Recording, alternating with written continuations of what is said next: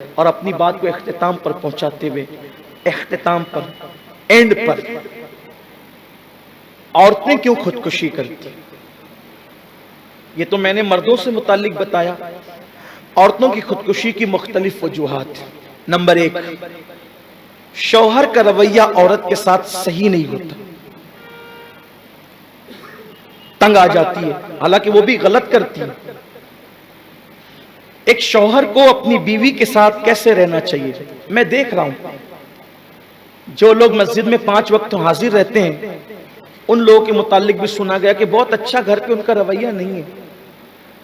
जिनके हाथ में बहुत देर तक के मैं तस्बीह हिलते हुए देखता हूं, मुझे पता चलता है कि उनके रवैये बहुत घर पे अच्छे नहीं। बल्कि जो बीवी के साथ अच्छा रहता है लोग उसको बीवी का गुलाम भी कहते हैं। हालांकि गुलामी करना भी नहीं चाहिए, भी क़यामत की निशानियों में से एक निशानी। जी हुजूर आप जैसा कहें वैसा, ये भी नहीं हो।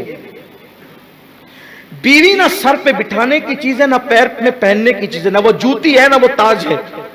अल्लाह ने उसको बाईं पिसली से पैदा किया है, दिल के करीब की पिसली से। उसे दिल में रखो। अगर उसके मुतालबात पूरे करने की अल्लाह ने ताकत दी तो उसका हर मुतालबा पूरा करो, उसे खुश रखने की कोशिश करो। मेरे आका अलैहिस्सलाम इरशाद फरमाते हैं सल्लल्लाहु अलैहि वसल्लम कि तुम में सबसे बेहतर वो है, सबसे बेहतर जो अपनी बीवी के साथ अच्छा है, और मैं तुम सब में बेहतर हूं कि मैं तुम सब में अपनी बीवियों के साथ अच्छा हूं। अपनी बीवियों के साथ अच्छा सुलूक कीजिए, उनके साथ हंसिए, उनके साथ मजाक कीजिए, उनके साथ दिल लगी कीजिए। अरे नहीं यार, अपना मियार ये नहीं, घर में जाओ तो मोचों पे ताव, हंसते ही नहीं, मुस्कुराहट ही नहीं आती। खाना लाओ, पानी लाओ, और बस इतनी चीज के लिए बीवी नहीं है, खाने पीने सोने के लिए नहीं। बीवी को दिल की पिसली के करीब की से अल्लाह ने पैदा, जो करीब की पिसली थी उससे पैदा। उनके साथ हंसिए, मजाक का माहौल होना चाहिए घर में। कुछ लोगों को मैं तरस जाता हूं देखने के लिए कि उनकी जबानों पे कभी हंसी आती नहीं। वो कॉमेडी फिल्म देखकर जरूर हंसते हैं, लेकिन बीवी के साथ कभी उनको हंसते नहीं देखा। आप कहें क्या हंसना भी चाहिए? मैं कहता हूं इतना बड़ा खौफ वाला आ गया, आखिरत का ख्याल करने वाला आ गया, क्या तू अल्लाह के नबी से ज्यादा डरता है? आ मेरे नबी के घर का माहौल देख। कभी आयशा सिद्दीका के जानों पर लेटे हुए हैं, जिसका हाल ये है कि सरे अर्श पर है तेरी गुजर, दिले फर्श पर है तेरी नजर। वो हजरत आयशा सिद्दीका की गोद में सर रख के लेटे होते थे। ताद्दुदे अज़वाज का फलसफा तो यही है कि जो अदाएं खदीजा के साथ न मिले वो आयशा सिद्दीका के साथ देख ले, जो अदाएं आयशा सिद्दीका के साथ न मिले वो उम्मे सलमा के साथ देख ले, जो उम्मे सलमा के साथ न मिले वो जवेरिया के साथ देख ले, जो जवेरिया के साथ न मिले वो हजरत सफिया के साथ देख ले, जो हजरत सफिया के साथ न मिले वो जनाब ज़ैनब के साथ देख ले। देखता जा हुजूर की अदाओं को। उम्मुल मोमिनीन क्या वो गोद है जिसको अर्श भी रश्क के साथ देखता है। हुजूर उम्मुल मोमिनीन की गोद पे सर रखते हैं। और ये बात इसलिए बयान करो, घर में ये माहौल पैदा करो, घर में ये माहौल पैदा करो। इससे बढ़कर भी बता सकता था, लेकिन आप में तहम्मुल नहीं है इतना सुनने की। मुझे पता है मेरी कौम कितना हजम कर सकती है, इससे ज्यादा भी मैं जानता हूं किताबों में लिखा हुआ है, लेकिन आप मुतहम्मिल नहीं है इसके। इसलिए कि बिल्कुल फिल्म तो देख सकते हैं, लेकिन दीन हक की रानाइयां सुनने का जौक नहीं रह गया। ओ ये कह दिया तो उतना नहीं कहूंगा क्या हो ये कह दिया। सीरत में पढ़ लो, और बहुत मुश्किल किताब का हवाला नहीं देता, मौलाना अब्दुल मुस्तफा साहब की सीरत मुस्तफा में ही पढ़ लो। और थोड़ा सा जौक है तो ज़िया उन नबी भी उठा लो, और तो फिर बाकी लोग पढ़ते ही पढ़ाते रहते हैं। उनके जानों पर सर है। आगे आइए, उनके साथ दौड़ भी लगाई जा रही है, दौड़ लगाई जा रही है। मैं बताऊं कभी है हमारे घर में ये माहौल बीवी के साथ? मेरा मियार नहीं है, तेरी क्या औकात है, तेरा क्या मियार है? जिसकी रिसाई अल्लाह तक डायरेक्ट है, अंबिया जिसके पीछे खड़े रहते हैं वो बीवी के साथ दौड़ भी लगा रहे। ये घरों का माहौल होगा, कौन खुदकुशी करेगा? कौन सी बीवी खुदकुशी करेगी? उम्मुल मोमिनीन हज़रत सफिया के साथ निकाह हुआ। ये हमारी अम्मी जान जनाब सफिया, मुझे बहुत मोहब्बत है इनसे। इनकी कुछ चीजें मैं ऐसे ही जानता हूं। हुजूर की हर अज़वाज पाक से हम अकीदत और मोहब्बत रखते हैं। माँ खदीजतुल कुबरा के बाद अगर सबसे ज्यादा अकीदत किसी से तो माँ आयशा सिद्दीका से, और उसके बाद अगर सबसे ज्यादा किसी से अकीदत माँ सफिया से। चूंकि ये बहुत मालदार घराने की थी, खाने बड़े अच्छे पकाना जानती थी, और ये अच्छे अच्छे खाने बना बनाकर हुजूर को भेजती थी। कुछ औरतें होती ना जिनको अच्छे खाने का शौक होता था, तो उम्महातुल मोमिनीन में ये वो हैं जिनको अच्छे खाने का। और ये सैयदा फातिमा से बहुत प्यार करती। माँ खदीजा के बाद सबसे ज्यादा प्यार अगर किसी ने माँ सैयदा फातिमा को दिया है वो जनाब सफिया है। एक मर्तबा सैयदा फातिमा पहली बार मिलने आई तो उस दिन उन्होंने जितने ज़ेवरात पहन रखे थे, सर से लेकर पैर तक ज़ेवरात में लदी हुई थी, सब के सब उतार कर दे दिया। कहा आज से आप तो मेरी बेटी है ना, इसलिए मैं आपको ये नजर करती हूं। सफिया, अगर अल्लाह घर में आपके बेटी दे तो उसका नाम सफिया जरूर रखिएगा, इस निस्बत से कि हमारे नबी की बीवी सफिया। ये इनका ताल्लुक जो था यहूदी कबीले से, और बल्कि एक दिन अम्मा आयशा ने कह दिया और तू तो यहूदी की बेटी है। ये रोने लगी, रोने लगी, मुझे यहूदी की बेटी कह दिया, मुझे यहूदी की बेटी कह दिया। हुजूरा क्यों रो रही हो? हम आए तो रो रही है, तो रो रही होगी बेचारी, है ना, लेकिन हुजूर की शान में क्यों रो रही हो? मुझे आयशा ने कहा तू तो यहूदी की बेटी। आयशा ने भी कहा, हफ्सा ने भी, दोनों ने मुझे यहूदन कहा, यहूदी की बेटी है। हुजूर फरमाते तुमने कोई जवाब नहीं दिया उसको? नहीं यार, आप जवाब दो उनको। तो हुजूर मैं क्या जवाब दूं? फरमाया कि बोलो ना कि मैं तो मूसा और हारून की औलाद हूं, अंबिया की बेटी हूं ना, बनी इस्राइल में से, अंबिया की औलाद में से, आले नबी हूं मैं। वो मुस्कुरा पड़ी, क्या अच्छा जवाब सिखाया, घर का मसला हल किया। ये चीज होती है। दौड़ रहे, और माँ आयशा सिद्दीका के साथ माँ सफिया की बात चल रही थी, उनके साथ निकाह हुआ। असल में निकाह की वजह ये बनी, अर्ज करो ना बात है? समेट लूंगा लेकिन अर्ज करता हूं, उन्वान बहुत अच्छा आ गया भाई। जो खुदकुशी करते हैं अल्लाह करे वो ना करें, लेकिन कम से कम जो नहीं करते उनके लिए भी तो ये जरूरी चीज है ना, जिनके यहाँ नहीं हो रहा है, अल्लाह करे किसी के यहाँ ना हो। और एक बात कहता हूँ, खुदकुशी करने वाला खुदकुशी करेगा, किसका क्या जाएगा? लोग 3 दिन रोएंगे, चुप बैठ जाएंगे। तू तो गया अपनी जान से, कितना कीमती सरमाया तेरा चला गया। ऐसे काम मत करो, तौबा करो, ऐसे इरादे से भी तौबा करो। नहीं करना किसी को खुदकुशी, और किसी को करने में नहीं देना इंशाल्लाह। लेकिन अगर किसी को खुजा करके आई हो तब कोई क्या कर सकता है? नहीं, बात यही तो है। रोकने वाले रोकेंगे, बोलने वाले बोलेंगे, लेकिन करें क्या? करेंगे क्या? मसाइल का हाल इस्लाम में मौजूद है, लोग दिल से करीब आना नहीं चाहते।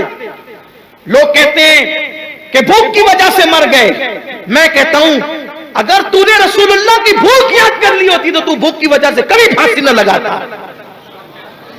सहाबा खंदक खोद रहे, सहाबा खंदक खोद रहे, खंदक खोदते खोदते सहाबा के पेट पे एक पत्थर है, आते या रसूल अल्लाह, हमने तो एक पत्थर बांध लिए, पेट पे इतनी भूख लगी है। मेरे नबी ने चादर हटाई तो सबके सवालात खत्म हो गए, ज़बानें बंद हो गई, क्योंकि लोगों ने अपने पेट के एक पत्थर दिखाए थे। मेरे नबी के पेट पे उस दिन 2 पत्थर बंधे हुए थे। हुजूर की भूख नहीं देखते? मेरे बच्चे भूखे थे इसलिए मैंने फांसी लगा लिया। क्यों? तेरे बच्चों की भूख सैयदा फातिमा के बच्चों से ज्यादा है? अगर दीन होगा तो मसाइल में इस तरफ नजर जाएगी, इस तरफ तवज्जो जाएगी। अपनी मुसीबत देखो, हुजूर की मुसीबतें याद कर लो। कहा बेटी को तलाक दे दिया गया था इसलिए मैंने खुदकुशी कर ली। क्यों? हुजूर की बेटियों को तलाक नहीं दिया गया। एक ही दिन में हज़रत रुक़ैया और उम्मे कुलसूम दोनों को तलाक दी गई, लेकिन मेरे आका ने दोनों के सर पे हाथ रखे, कहा अल्लाह तुम्हें इसका बेहतर बदल अता फरमाएगा। कहां वो अबू लहब के गंदे गलीज, कहां वो अबू लहब के गंदे गलीज, उनसे निजात मिली तो अल्लाह ने उस्मान गनी जैसा शौहर अता फरमाया, जिसने 2 मरतबा जन्नत खरीदी। ठीक है तलाक हो गया, अल्लाह अल्लाह बेहतर, हौसला रख, हिम्मत रख, हिम्मत कभी मत हारना, हिम्मत कभी मत हारना। मुझे तो कभी आदत नहीं है कि मैं ये किसी से कहूं कि मैं ये हूं मैं वो हूं, इसलिए कि जब से मैंने तफसीर में पढ़ा है कि मैं कहने पर मुसीबत आती है तो मैं कोशिश करता हूं कि जल्दी से मैं भी ना निकले, लेकिन अगर जबान से मैं निकलता है तो दिल में कहता हूं अल्लाह माफ करना, मजबूरी थी इसलिए कह दिया, वरना कह भी क्या सकता था, कभी नहीं। और जाहिर सी बात है वो शख्स मैं क्या कहेगा जिसका कुछ है ही नहीं, मेरा कुछ ना, मेरा जिस्म मेरा है ना, मेरी जबान मेरी है ना, मेरी आवाज मेरी, सब तो उसी का दिया हुआ, मैं क्या करूं। लेकिन एक बात आपसे कहता हूं, ये जो आपका खादिम, आपका आपकी जूतियों को सीधी करने वाला ये हकीर फकीर जो आपके सामने बैठा है, जिस दिन से मैंने दावत की राह में कदम रखा है, मेरी उम्र 11 साल थी, उस दिन से लेकर आज तक किस रास्ते से लोगों ने नहीं गुजारा। मेरी मां को गालियां दी, मुझे गालियां दी, कैसे कैसे इल्जामात लगाए, हमने कभी हिम्मत नहीं हारी। आपसे कहता हूं हिम्मत कभी नहीं हारना। सलाहुद्दीन अय्यूबी कहते थे 1000 जंग हारने से वो नुकसान नहीं होता जो एक मर्तबा हिम्मत हारने से नुकसान होता है। मेरे साथी इस पर गवाह हैं, मुश्किल से मुश्किल मकाम आया, लेकिन हमेशा मुस्कुराते रहे। और आपसे भी कहते हिम्मत कभी मत हारना। वजह, सताने वालों से ज्यादा बचाने वाला बड़ा है। मसाइल पैदा करने वालों से ज्यादा वसाइल पैदा करने वाला बड़ा है। मसाइल से मत घबराना, इसलिए कि अल्लाह बंदे मसाइल पैदा करते, अल्लाह वसाइल पैदा करता है। जब तुम्हें मुसीबत आए, लोग सताए, तो ताइफ का मैदान याद कर लेना। मेरी और आपकी मुसीबत ताइफ से बड़ी नहीं है। मेरे नबी जब ताइफ में गए थे तो उन पे इतने पत्थर मारे गए, इतने पत्थर मारे गए कि हुजूर अलैहिस्सलातु व तस्लीम की नालैन खून से भर गई। बोलो कभी ये वक्त हम पर आ सकता है? कभी नहीं। मत घबराओ, भूख से मत घबराओ, प्यास से मत घबराओ, बच्चियों को तलाक दिया जाए तो मत घबराओ। हुजूर को पत्थर जब मारे गए, हुजूर के साथ जो मेरे आका के गुलाम थे ज़ैद बिन हारिसा फरमाते, मेरे आका जब सर से लेके पैर तक के खून बह गया और हुजूर पे गशी की कैफियत तारी होगी, हुजूर बैठ गए नीचे, हुजूर एक दरख्त के नीचे बैठ गए। तो उन ताइफ के ओबाश लड़कों ने हुजूर के हाथ पकड़ के खड़ा किए और हुजूर अलैहिस्सलाम की पिंडलियों पे मारना शुरू किया। ये कैफियत है। क्यों हिम्मत हारते हो? अपने नबी की तरफ देखो, अपने नबी की तरफ देखो। कोई कहते हैं मुझे घर से बेघर कर दिया, या हुकूमत सता रही है, दुनिया में हमें हुकूमतें सता रही। मैं कहता हूं कि यजीद की हुकूमत ने मेरे हुसैन को नहीं सताया। अगर दुनिया में किसी भी मुल्क में, किसी भी खित्ते में मुसलमानों पर हुकूमत का प्रेशर है तो अपने हुसैन की करबला को याद कर लो। और कहता हूं याद रखना, सताने वाला अगर बेघर भी कर देगा तो सताने वाला खुद बेघर हो जाएगा। और जिसे बेघर कर किया जाए और वो हक पर हो तो इंशाअल्लाह वो घर घर नजर आएगा। इसीलिए किसी कहने वाले ने कहा है कि हुसैन कल बेघर थे, आज हुसैन घर घर है। कल बेघर थे, क्यों? बेघर यजीद ने किया जो मिट गया, घर घर अल्लाह ने किया जो हमेशा बाकी रहने वाली जात। कभी मसले से नहीं घबराना, कभी। और आपको बताऊं, अल्लाह ना करे, अल्लाह, कभी तुम पर जिना का इल्जाम भी लग सकता है, बदकारी का इल्जाम भी लग सकता। तुम पाक दामन, एक बात हमेशा याद रखो, अपने मामलात अपने अल्लाह से दुरुस्त रखो, बस छोड़ दो, किसी कोई औकात नहीं। कोई तुम पे जिना का इल्जाम लगाए, लड़की का इल्जाम लगाए, लिवातत, अगर इल्जाम है, इल्जाम की कोई हैसियत नहीं। तुम अगर सच्चे हो चुप रहो, कुछ नहीं बोलने का, खामोश। कहां से मिला? देख लो हुजूर की प्यारी ज़ौजा, हम सबकी अम्मी जान उम्मुल मोमिनीन सैयदा तैयबा ताहिरा, सैयदा तैयबा ताहिरा, मेरे नबी की ज़ौजा उम्मुल मोमिनीन हज़रत आयशा सिद्दीक़ा रज़ी अल्लाह ताला अन्हा, मुनाफिकीन ने इल्जाम लगाया, और वो गंदा जो इल्जाम लगा उसका जिक्र नहीं करता, आप समझ गए इल्जाम क्या लगा। ऐसा प्रोपेगेंडा किया मुनाफिकीन ने कि 12 कलमा पढ़ने वाले मुखलिसीन भी उसका शिकार हो गए, और वो भी कहने लगे कि इन्होंने ऐसा किया, इन्होंने ऐसा किया। उम्मुल मोमिनीन को पता चला मेरे बारे में इतनी गंदी बात। उम्मुल मोमिनीन चली गई अपनी अम्मी के यहाँ, उम्मुल मोमिनीन चली गई अपनी अम्मी के यहाँ, कुछ नहीं सफाई, कोई सफाई पे नहीं। क्या कहा पता है? हुजूर मिलने आए तो आका तो सहाबा में कह चुके थे कि मैं उसको खैर से के अलावा उसका कुछ नहीं जानता। उनकी कनीज को, जो उनके यहाँ रात दिन रहती थी घर में, उनकी कनीज को बुलाया। मौला अली ने कहा तुझे मारूंगा वरना सच बोल, क्या क्या मामला है, सही बता। हालांकि मौला कहना भी पहले क्या बोल चुके थे, या रसूल अल्लाह आपकी बीवियां पाक है। क्यों? दलील क्या प्यारी दी मेरे मौला ने। मौला अली कहते हुजूर आपकी नालैन में जू का खून लग गया। किसका खून? जू कितनी बड़ी होती है, हैं? इतनी सी होती है। खून उसका कितना होता है? इतना सा। उससे नापा की होती है मुफ्ती साहब, हैं? इतना सा खून जू हुजूर की नालैन में लग गया। अल्लाह ने कहा प्यारे महबूब तेरी नालैन में जू का खून लग गया है। प्यारे जिस नालैन में जू का खून लग जाए वो तेरे पैर में हो, हम पसंद नहीं करते। ये नालैन उतार दे। प्यारे तेरी शान नहीं, तू तैयब व ताहिर है, तू तैयब व ताहिर है, तेरे घर वालों के लिए आए तत्हीर है। अगर तेरी नालैन में जू का खून लग जाए, निकाल दे इस नालैन को, उतार दे इस नालैन को। तेरी शान नहीं कि जिसमें जू का खून लगा हो वो नालैन तेरे पैरों में हो। मौलाए कायनात कहते हुजूर मेरे माँ बाप आप पे कुर्बान, अगर नालैन में जू का खून लग जाए तो अल्लाह उसको उतार देने का हुक्म देता है। अगर कोई बीवी आपकी माअज़ल्लाह कोई गलत काम करे तो अल्लाह उसको आपके निकाह में रखना कैसे पसंद फरमाएगा? जब नालैन पे जू का खून लगे वो पसंद नहीं है तो किसी पर गंदी नजर पड़े और वो आपके हरम में रहे, अल्लाह को ये गवारा नहीं होगा। लेकिन जब पूछने की बात आई, पूछने की बात आई तो मौला कहने लगा तुझे मारूंगा, सही बता। उसने कहा सच बताती हूं, आयशा ऐसी है, हर खूबी है, एक खूबी उनमें नहीं है। का क्या? का उसका बचपना है ना, तो वो आटा गूंद के सो जाती है, वो आटा गूंद के सो जाती है और बकरी आके उसका सारा आटा खा लेती है। बस यही उसके अंदर कोई चीज मैं देखती हूं जो उसकी शान शान नहीं, बाकी उसमें हर खूबी मौजूद है। सब हंस पड़े। कहा ये भी कोई बात है? इसके अलावा कोई ऐब उसमें नहीं है। कहा कि बचपना है, बचपने से मुराद ये कि इब्तिदाई जवानी है, छोटी उम्र है, छोटी उम्र है, वो ऐसा कर लेती है, आटा गूंद के सो जाती है बेफिक्र होकर के, तो फिर वो बकरी आके आटा खा जाती है। जवानी है ज्यादा, उनको उस वक्त और घरेलू तजर्बात नहीं थे, तो लोग हंस पड़े कैसी बात करती है, कोई ऐब नहीं इसके अलावा। लेकिन हुजूर गए, उम्मुल मोमिनीन कहा आयशा सच बता तू क्या है। अर्ज की, हुजूर से मुखातिब भी नहीं हुए, बहुत डर था, खौफ था।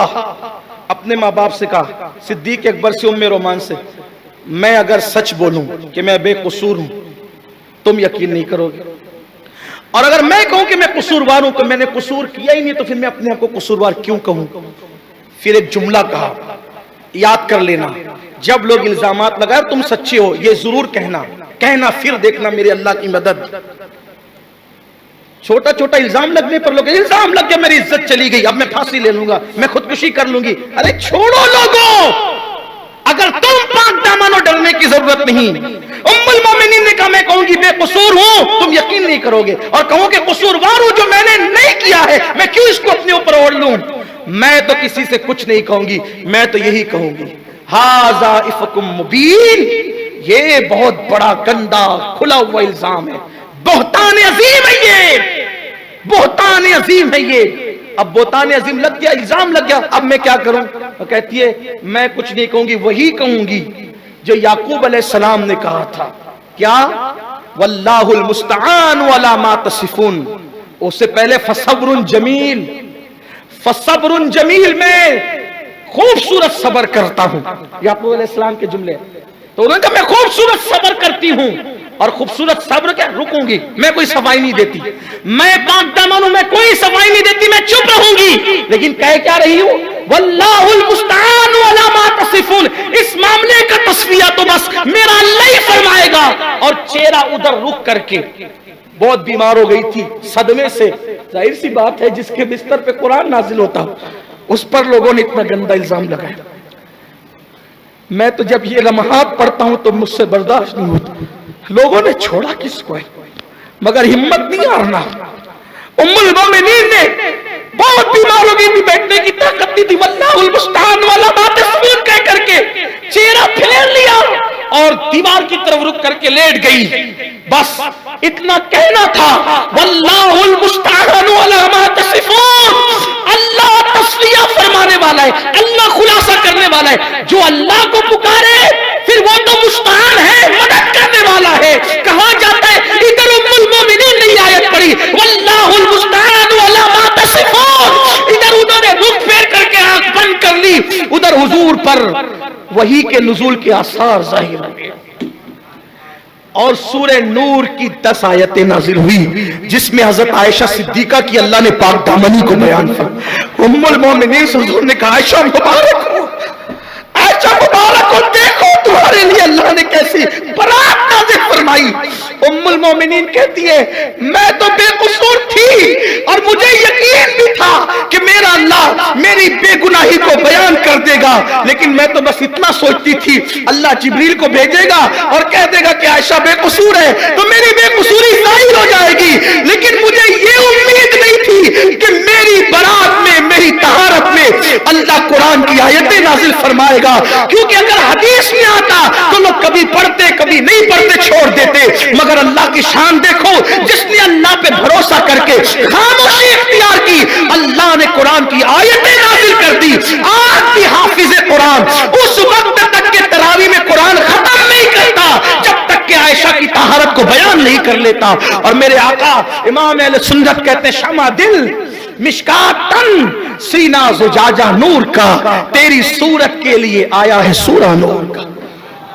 इल्जाम लग जाए घबराना, आप पाकदम डटो, मुकाबला करो, मसाइल से भागो मत। तो अब वो बात आखिरी जो करने चला था कि औरतों पे इल्जाम लग जाते हैं, डर जाती है, तोहमत लग जाती, नहीं कोई जरूरत है, रिश्ते जल्दी नहीं आते, परेशान हो जाती, कोई बात नहीं।